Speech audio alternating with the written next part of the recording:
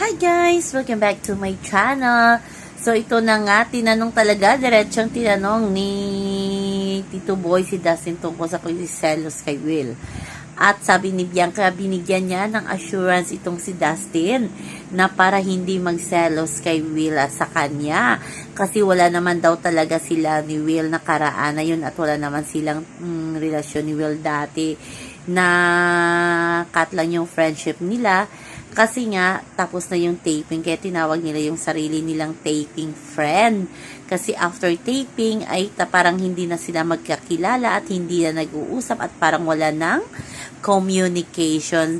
Sabi nga ni Dustin sa una kasi nalilito siya, so inamin niya kay Tito Boy na nagsiselos talaga siya kay Will para kay Bianca. Kasi nga alam naman niya, nag-guess niya, di na nagkaroon ng trabaho itong si Bianca at si Will at naging love team. Minsan nga tinutokso pa ng mga housemate pero inexplain na din yun ni Bianca sa kanya, pati na din ni Will Ashley. Kaya okay na daw talaga ngayon si Dustin. Hindi na daw siya nagsiselos kay Will.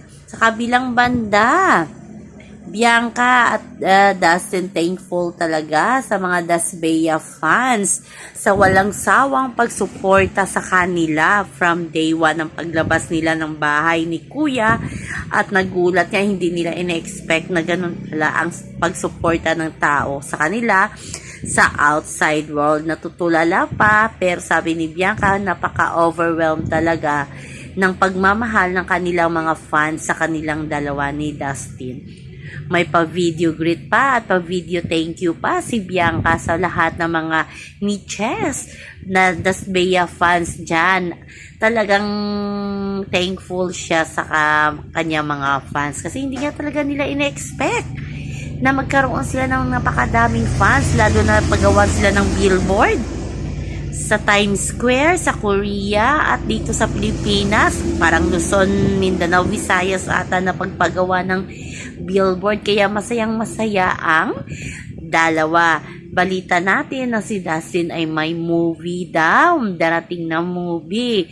Kaya abangan natin yan na si Bianca. Star Music, parang may album na niluluto para kay Bianca. Kaya mas abangan natin yan. At abangan natin ang iba pang guesting ng Dasbea. Sabi nga ng mga fans, sana mag-guest sila sa It's Showtime.